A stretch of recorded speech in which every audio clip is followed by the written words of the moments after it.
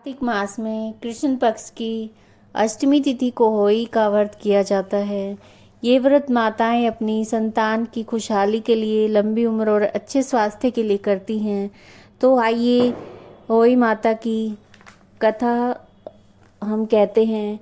एक साहूकार था जिसके 7 बेटे, बहुएं और एक बेटी थी। कार्तिक के महीने में दिवाली से पहले अष्टमी को अपने मकान की लिपाई पुताई कराने के लिए 7 बहुएं अपनी इकलौती ननद के साथ जंगल में जाकर खदान में मिट्टी खोद रही थी। वहां पर शाऊ की मान थी। मिट्टी खोदते समय नंद के हाथ से कुदाली शाऊ के बच्चे को लग गई और वो तुरंत ही मर गया। इससे शाऊ माता बहुत नाराज हो गई और बोली कि मैं तेरी कोख बांधूंगी। नंद अपनी 7 भाभियों से बोली कि तुम में से कोई अपनी कोख बंधवा लो। तब 6 भाभियों ने अपनी कोख बंधवाने से इनकार कर दिया, लेकिन छोटी भाभी सोचने लगी, यदि मैंने भी अपनी कोख नहीं बंधवाई तो सासू जी नाराज हो जाएंगी। ये सोचकर कि नंद के बदले में छोटी भाभी ने अपनी कोख बंधवा ली। इसके बाद छोटी बहू के जो बच्चा होता वो 7 दिन का होकर मर जाता था। एक दिन उसने पंडित जी को बुलाकर पूछा कि मेरी संतान 7वें दिन मर जाती है, इसके लिए मैं क्या करूं? तब पंडित जी ने कहा कि तुम सुरही गाय की सेवा करो। सुरही गाय है वो शाऊ माता की सहेली है, वो तेरी कोख खुलवा देगी, तभी तेरा बच्चा जी पाएगा। अब वो सुबह जल्दी उठकर चुपचाप सुरही गाय के नीचे साफ सफाई करने के लिए जाने लगी। वह गाय एक पैर से लंगड़ी थी। गौ माता बोली कि हर रोज उठकर कौन मेरी सेवा कर रहा है, मैं आज देखूंगी।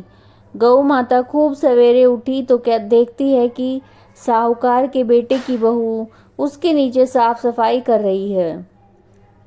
गौ माता बहू से बोली कि क्या मांगना है मांगो।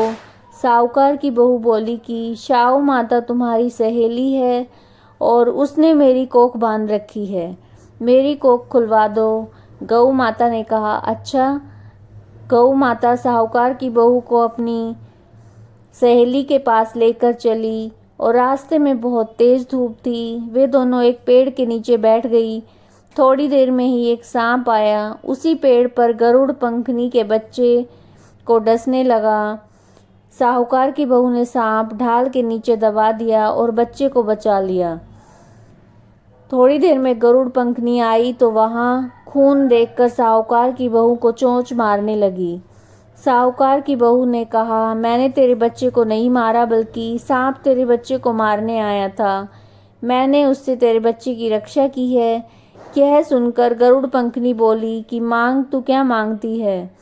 वो बोली 7 समुद्र पार शाऊ माता रहती है और हमें तुम उसके पास पहुंचा दो।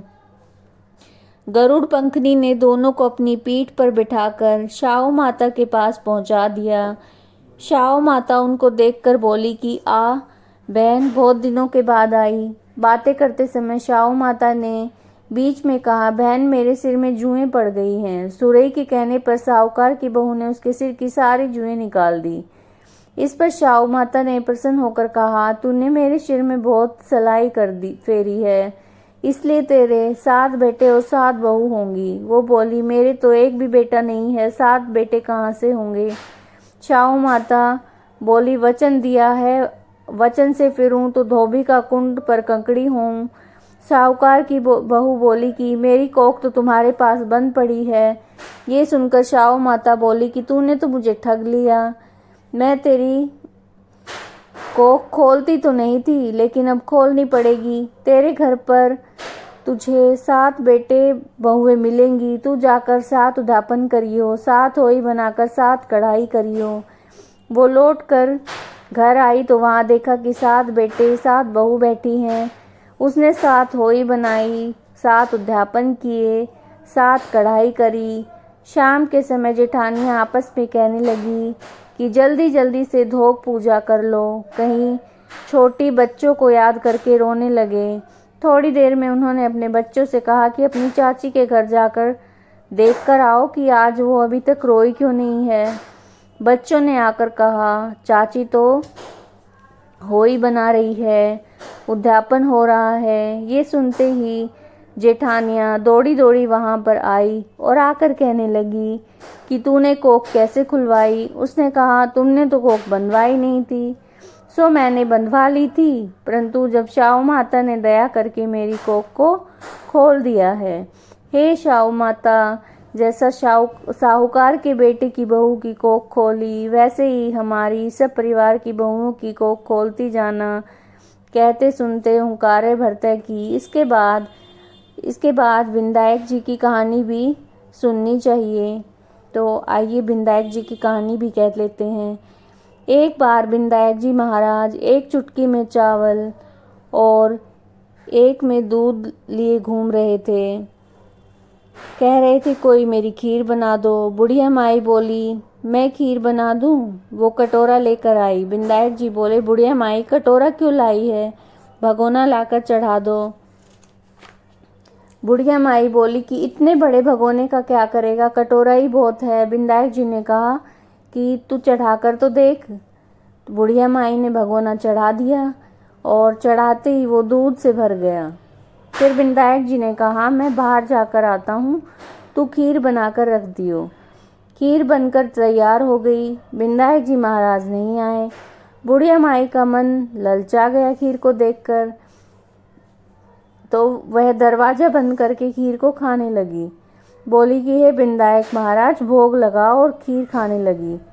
इतने में विनायक जी आए और बोले, बुढ़िया माई खीर बना ली? बुढ़िया बोली, हाँ, आकर जीम लो। विनायक जी बोले, मैंने तो जीम लिया, जब तू जीमने लगी तभी मैंने भोग लगा लिया था। तब बुढ़िया माई बोली, तुमने तो मेरा पर्दा हटा दिया, परंतु किसी और का पर्दा मत हटाना। तब विनायक जी महाराज ने खूब धन दौलत से भर दिया। हे विनायक जी महाराज, जैसे बुढ़िया माई को दिया, वैसे ही कहते सुनते अपने सब परिवार को देना।